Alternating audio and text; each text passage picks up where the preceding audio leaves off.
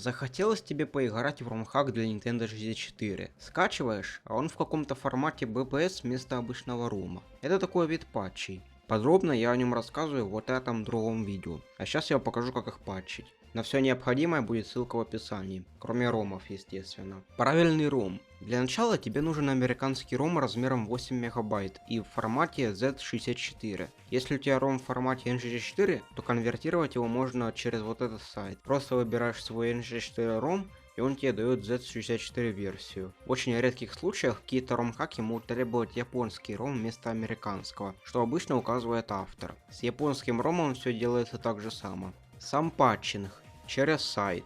Если ты не собираешься часто играть во много разных ром-хаков, или если ты не используешь Windows или Linux, тогда есть специальный сайт для патчей. На вот этом другом сайте ты в ROM выбираешь оригинальный ROM.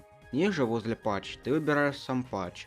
А у Save As ты пишешь, с каким названием ты хочешь сохранить пропатченный файл. Нажимаешь кнопку патч, и вот тебе рабочий ROM-хак. Еще этот сайт должен поддерживать вот эти другие форматы.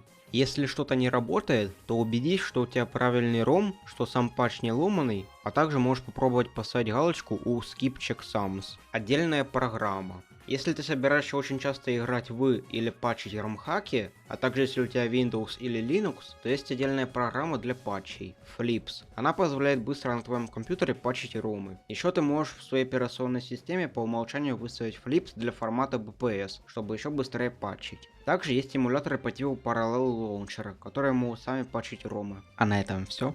Вот такой короткий туториал. Подписывайтесь, ставьте лайки, все такое и всем пока.